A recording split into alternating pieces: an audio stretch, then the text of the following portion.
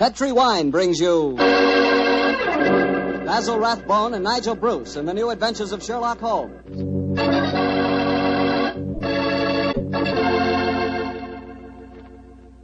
The Petri family, the family that took time to bring you good wine, invites you to listen to Dr. Watson tell us another exciting adventure he shared with his old friend, that master detective, Sherlock Holmes. And if you will, I hope you'll listen to me for a second, because I want to tell you about a wine that can make waiting for dinner a pleasure. The wine is Petri California Sherry. Any evening, well, let's say tomorrow evening, right before dinner, pour yourself a glass of Petri Sherry. Just look at it. It's clear as crystal and a wonderful deep amber color. One sure sign of a good sherry. And if you need further proof of just how good Petri Sherry really is, taste it. What wine? That Petri Sherry has a flavor that you know comes right from the heart of the grape. And if you like your sherry dry rather than sweet, you'll really like Petri Pale Dry Sherry. There's no doubt about it. Petri Sherry is one of the most delicious before-dinner wines in this swell country of ours. Oh, and say, when you serve Petri Sherry, serve it proudly, because those letters, P-E-T-R-I, on the bottle, spell the proudest name in the history of American wine.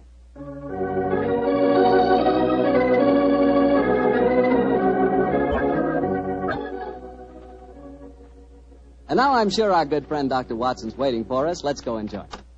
There you are, Mr. Bartell. Good evening, Doctor. All alone tonight, huh? Yes, my boy, if you can call a man alone when he's got his pipe, his books, and a glass of good port at his elbow. Take your coat off for fuller enjoyment. Thanks, Doctor. Help yourself to the port. There's some rather special tobacco in the jar over there. Fine. And now, Doctor, are you ready to tell us tonight's new Sherlock Holmes adventure? I am, Mr. Bartell, and I think you'll find it a most unusual story. It began on a winter's night in 1896.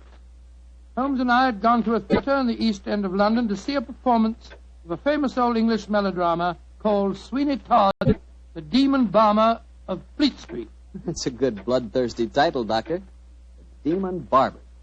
He sounds as though he specialized in close shaves. Good gracious me, Mr. Bartell, that's almost unforgivable.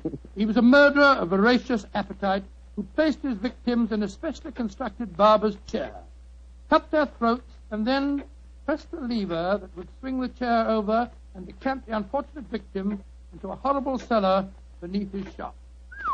This is only a stage play you're talking about, Doctor. As my story begins, we were seated in a private box watching one of the closing scenes. Holmes was leaning forward in his chair, following the action on the stage with an obvious delight, while I sat beside him equally engrossed.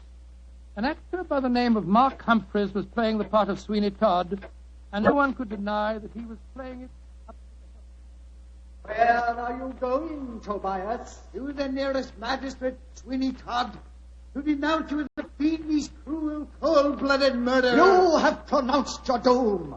Into the chair with you, and over and down into the depths below.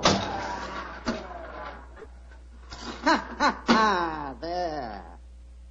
Say, whence comes this apparition? 'Tis the ghost of another customer of mine. The yawning grave yields up his ghastly inmates to prove me guilt. Blood will have blood. See, he is there. He comes to accuse me of his murder. Oh, save me. 'Twas not I that slew you. Let me leave, or it will kill me. Let me leave. Ha, ha, ha.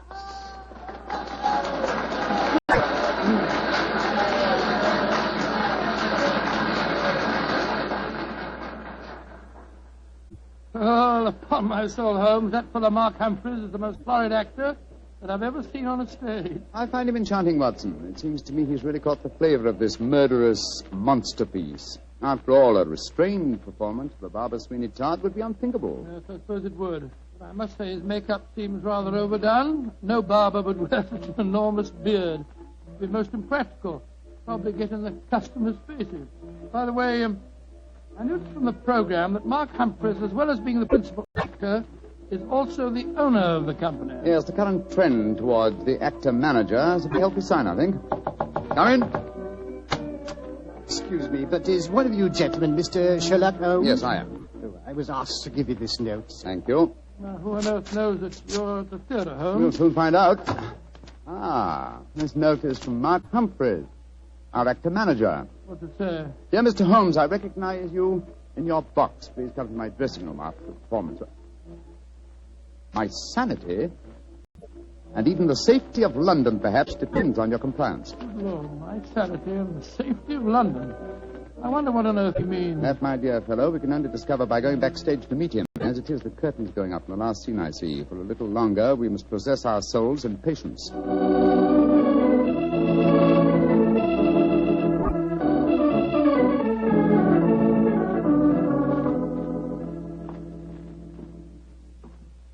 Mr. Sherlock Holmes? Yes, sir? Oh, my name is Lindsay. Derek Lindsay. I'm the business manager. Mr. Humphreys asked me to meet you at the stage door and take you to his dressing room. Thank you very much. This is my colleague, Dr. Watson. How do you do? Oh, how are you, Doctor? Will you follow me, please? Excuse me asking, Mr. Lindsay, but surely you must be related to that distinguished actor of some years back, Lytton Lindsay. He was my father, Mr. Holmes. Indeed. The resemblance is extraordinary. With such a heritage, Lindsay, you must love the theatre. It'll probably sound like heresy, but I hate it. However, it's the only thing I was trained for, and there's good money to be made in it, sometimes. And money's the thing I both like and want. Oh, Mr. Holmes, I do hope you'll be able to help Mark Humphreys. He certainly needs it. Oh, really? What seems to be his trouble? He'll have to tell you that for himself. But his wife and I think... There's Mrs. Humphreys now. Maria!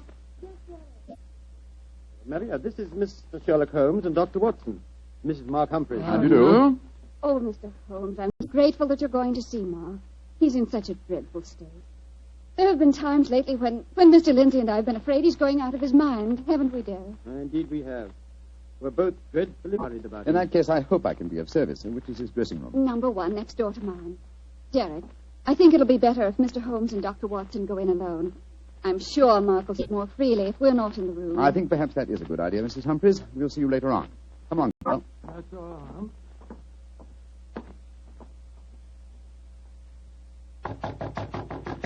Come in. Holmes,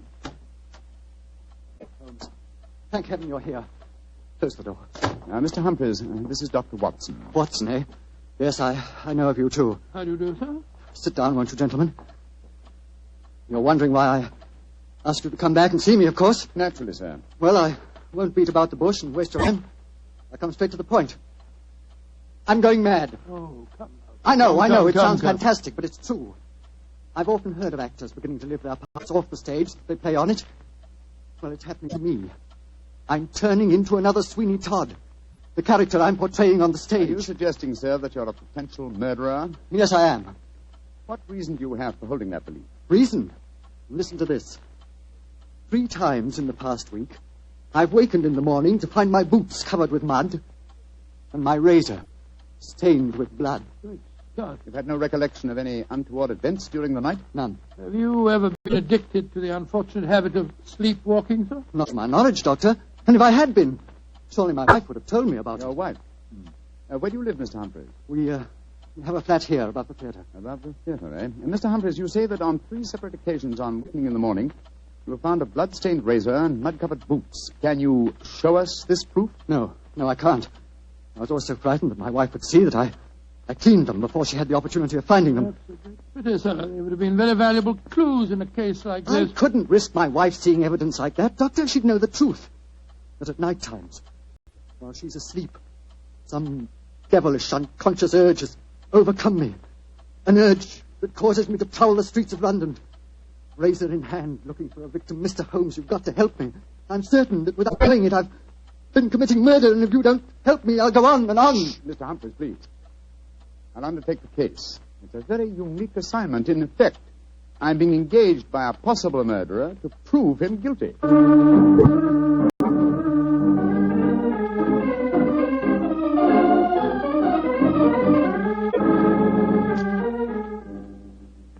Well, Mr. Holmes, I've been through all the records we have here at Scotland What have you Yard. found, Inspector Gregson? The last 2 months, we haven't had one case of an unsolved killing with a razor. Any mysterious disappearances, Inspector? Bless your heart, Doctor, there's never a day that passes without 1 or 2 of them.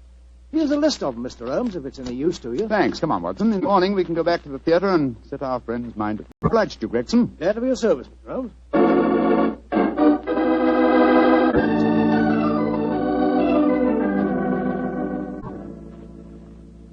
examined the homicide records at Scotland Yard after leaving you last night, Mr. Humphreys. There have been no unsolved razor murders in London during the past fortnight. And therefore I think you may rest easy on that score, sir. But it proves nothing.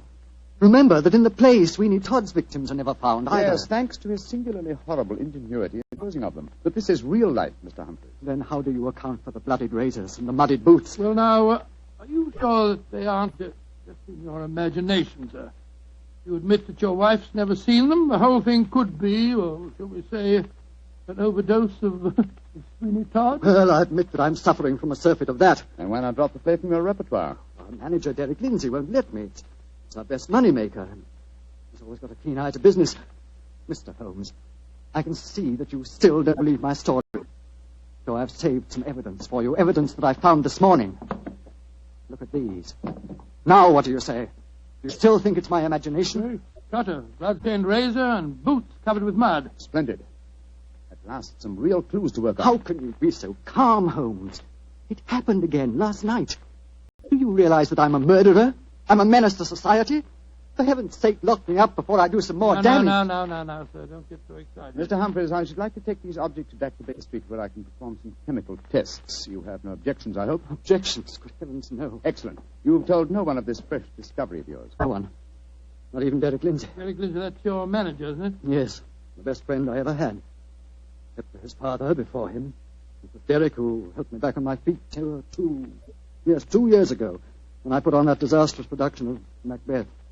And where I'd be today if it went for him. You lost a great deal of money on that production, sir. Nearly every penny I had. Indeed. By the way, where is your wife, Mr. Humphreys? She's in her dressing room next door. We have a matinee today, you know. I'd like a word with her. Watson, old chap. Wait here for me, will you? I won't be a moment. Right you are, Holmes.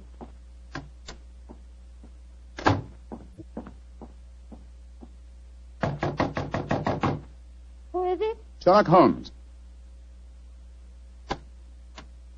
You want to talk to me, Mr. Holmes? For a moment. May I come in, Mrs. Humphreys? Well, couldn't we talk on the stage? It's empty. I should prefer to come into your dressing room, if you don't mind. What I have to say is confidential. Very well, then. Come in. Mr. Holmes, may I introduce Signor Vanelli, our musical director? How do you do, sir?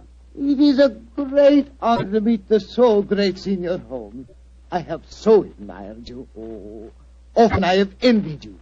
Many times I say to myself, Snipsy... Signor Vanelli, if you don't mind, I wish to speak to Mrs. Humphreys alone. Oh, I quite understand. Excuse me, Signor. Adios, Cara Maria. Mr. Holmes, I'm really awfully glad of this opportunity to talk to you. Tell me truthfully, please, what's your opinion of my husband? I haven't formed a definite opinion yet, except that it's possible that he's the victim of a fraud. I just wanted to ask you a couple of questions, if you don't mind. Of course not, Mr. Holmes. Has your husband ever shown evidence of being a sleepwalker? A sleepwalker?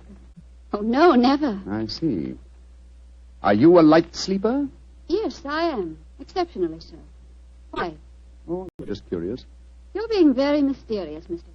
Can't you tell even me what's going on? I promised your husband the answer to that question before tonight's performance. I'm afraid I can't tell you any more until then. Oh. And now may I ask a question? Oh, certainly. No, I won't promise to answer it. You said just now that my husband might be the victim of a fraud. What did you mean? Again, I'm afraid that you must wait for the specific answer to that question. However, there's another fraud being practiced on him that I can speak of now. What fraud? The fraud that you are indulging in, Mrs. Humphreys. What do you mean? Of course, this particular fraud is none of my business, but when I almost force my way into your dressing room and find your musical director, a quantity of rice powder on one shoulder and suggestions of rouge on his cheek, it doesn't take a great deal of intelligence to deduce that your husband is being deceived. Get out of here at once. That's exactly what I propose doing. Good day to you, madam. No doubt I shall see you later on.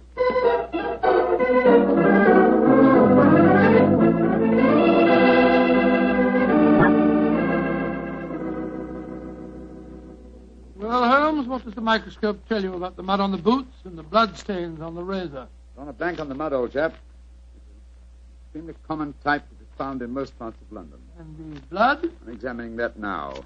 This is as strange a case as ever I remember, Holmes. Here you are trying to prove a man innocent when he insists that he's guilty. By George, Watson. Here's the answer. What? This blood is definitely not human blood. It's probably canine.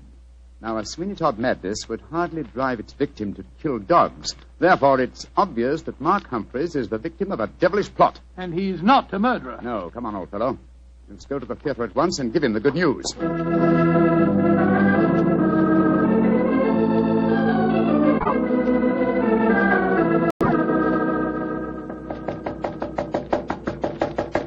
Why doesn't he answer? 3/4 of an hour before the curtain time. He must be in his dressing room. I'll knock again. Come on, Watson, let's go in. Holmes, look. Look, he's slumped over his dressing table. I hope we're not too late. Here, give me a hand with him. We are too late. His throat's been cut. Poor devil. I promised him a solution to his troubles before the night was over. Little did I think that the solution would be death.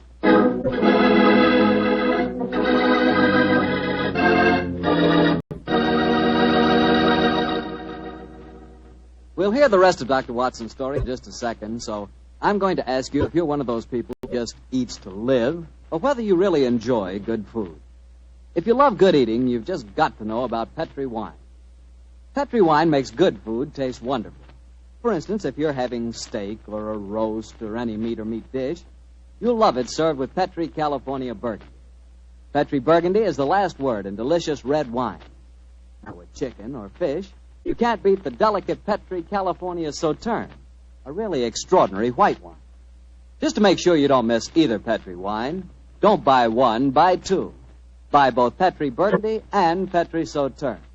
They're both swell because they're both Petri. Well, Dr. Watson, what happened next? Well, I think I'll pick up the story exactly where I left off. Holmes and I were standing in Mark Humphrey's dressing room, looking with horror at the slashed throat of the actor-manager. There was a bitter, self-accusing note in Holmes's voice. I promised him a solution to his troubles before tonight was over. Little did I think that solution would be death. This worry over his supposed madness caused him to commit suicide. Suicide? Rubbish, old fellow. It's murder. Look at the razor clutched in his hand. Undoubtedly placed there by the murderer before rigor mortis had the chance to set in. In any case, scrutinize the wound. Does that look as if it had been done by the hand of a suicide? Well, I don't see why not. Look closer, old chap. The depth of the wound is even, whereas a suicide cut always wavers towards the end. No, this is murder, Watson, and I think I know who did it. But I have little evidence. I must lay a trap. What kind of a trap, Holmes? I haven't time to tell you now, old fellow. Every moment counts. Off with you to Scotland Yard and get Inspector Gregson. Bring him back here as fast as you can. Right you are. And Watson. Yes? Tell absolutely no one except Gregson of Mark Humphrey's death. And say that he's still alive and well and that his problems are solved. It's the performance of the play. Don't you worry about that, old chap. Off with you to Scotland Yard.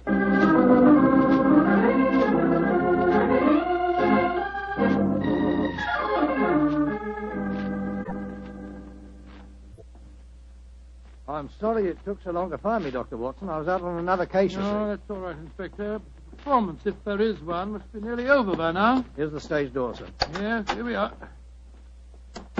Here, you can't go on the stage. Who says I can't? I'm Inspector Gregson of Scotland Yard. Sorry. Performance is going on. I wonder who the devil's playing Sweeney Todd. Come along, let's just stand here in the wings. Quietly. It is only the wind whistling through this cellar. But this isn't possible.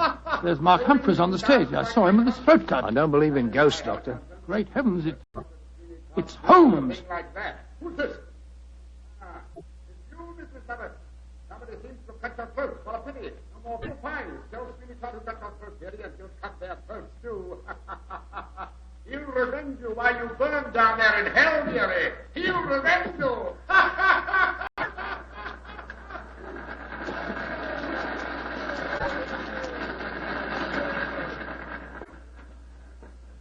Here he comes now, Gregson. Amazing disguise.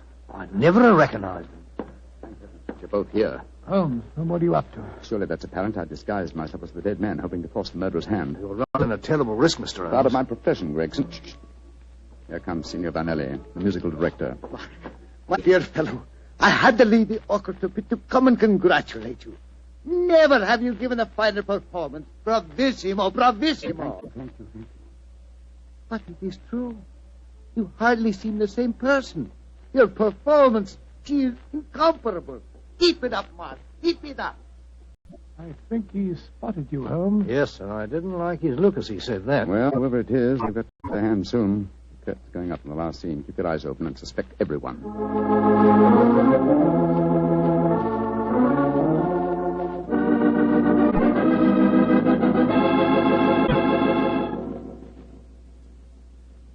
Look, my lord, Judge.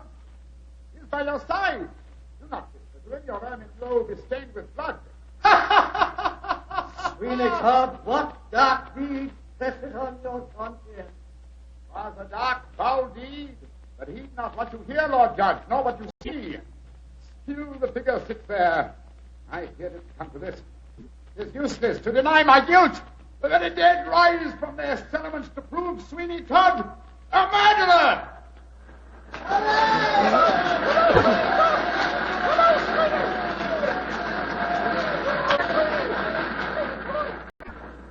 By George, what an actor he'd have made, Doctor. Yes, what an actor he is, Gregson. I'm hanged if I know how he remembers the lines, though, even if he has seen the play half a dozen times. Here he comes now. Bravo, Holmes. You did splendidly. But it didn't work, Watson. It didn't work, confound it. The murderer still hasn't tipped his hand. Have I underestimated him? Looks as if you have, sir. And if you don't mind my saying so, I think you'd have been a lot wiser to let me handle the case as soon as you found his body, instead of going in for all this dressing up stuff. Oh, but of course. Now I see it. Only one person could have killed Mark Humphreys. Who, Holmes? Do as I say, and I'll show you. I'm going to Humphreys' dressing room now, alone. Give me a few moments' start, and then follow me. Out of sight, but within earshot. Dr. Watson, why does Mr. Holmes always have to be so blooming mysterious? Why can't he just say who the murderer is and take us to him? Well, I've been with Mr. Holmes on a great many cases, Gregson, and yet I can't answer that question. Come along. You've got a big enough start now. Let's follow him. I'm very fond of Mr. Holmes, you know, Doctor, and yet there are times when I get so angry with him. He shouldn't risk his life like that. You know Mr. Holmes. He'll never change. Well, if he don't, one of these days he's going to wake up and find himself dead. Shh. Shut the door. Someone inside with him. You devil, Listen. Humphreys! How many times do I have to kill you? Great Scott, it's Derek Lindsay, the business manager. Come along, Gregson. No, Lindsay! You succeeded in killing Humphreys, but you won't kill me. Grab his arm. Look out for that razor. Here, you. Let go of me! No, you don't. Very neat, Gregson. Are you all right, Holmes? Perfectly, thanks, old chap, though I'm a little tired. Gregson, my dear fellow, will you take over from here? I think I've had enough melodrama for one day.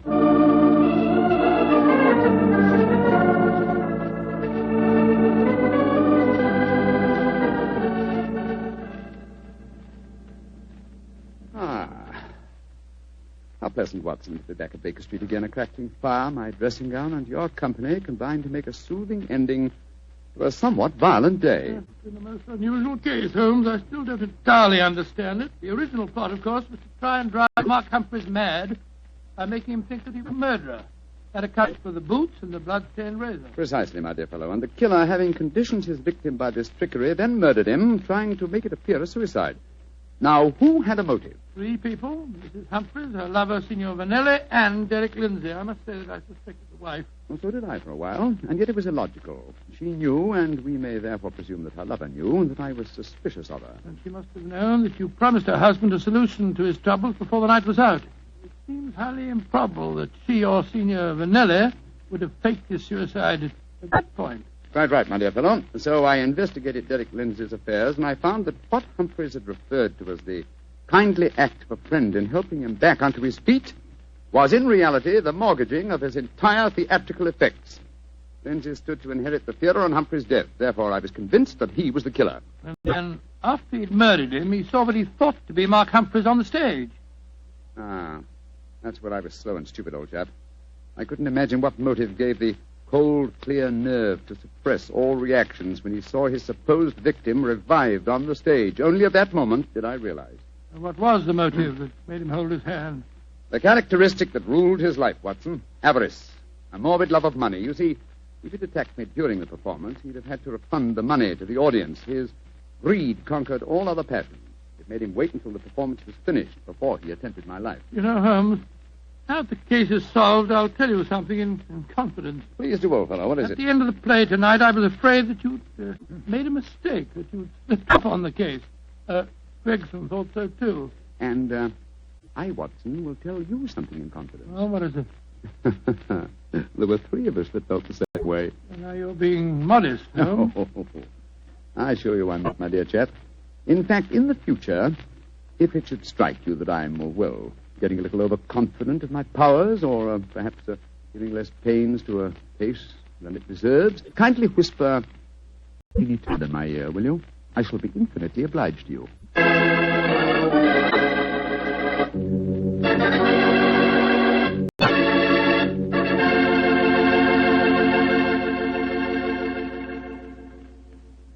Doctor, that was a swell story. And a pretty narrow escape for Holmes. Yeah. He said he almost solved the case too late. Fortunately, it ended well. Mm-hmm. The thing that sticks in my mind is the fact that this was one of the very rare occasions when Holmes almost made a serious mistake. Well, we all make mistakes at times, don't we? Bartell, I said we all make mistakes at times. I suppose so. You mean to stand there and tell me that you never make a mistake? Well, not when it comes to choosing a wine, I don't, because I always choose Petri. Bartell, you trap me again. Could be. But honestly, Doctor, when you choose a Petri wine, you know it's a good wine.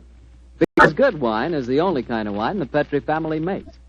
And it's easy to understand why when you realize that ever since they started the Petri business back in the 1800s, the Petri family has handed on down from father to son, the highly developed fine art of winemaking. Yes, the Petri family's been making wine for generations. That's why, no matter what type of wine you prefer, on any occasion, you can't go wrong with a Petri wine because Petri took time to bring you good wine. Well, Dr. Watson, do you care to give us a clue about next week's Sherlock Holmes Well, adventure? now, let me see. Next week, Mr. Bartell, next week now.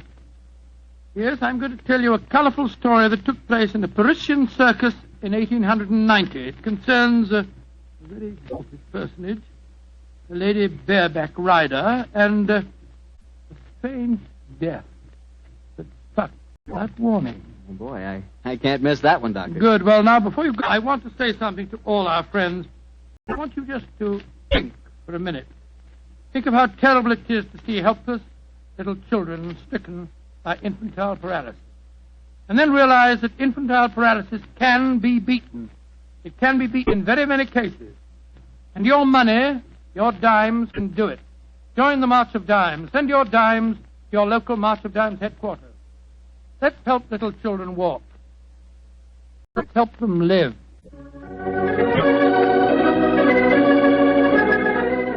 Tonight's Sherlock Holmes adventure was written by Dennis Green and Anthony Boucher and was suggested by an incident in this Arthur Conan Doyle story, The Yellow Face. Music is by Dean Fossler. Mr. Rathbone appears through the courtesy of Metro-Goldwyn-Mayer, and Mr. Bruce through the courtesy of Universal Pictures, where they are now starring in the Sherlock Holmes series.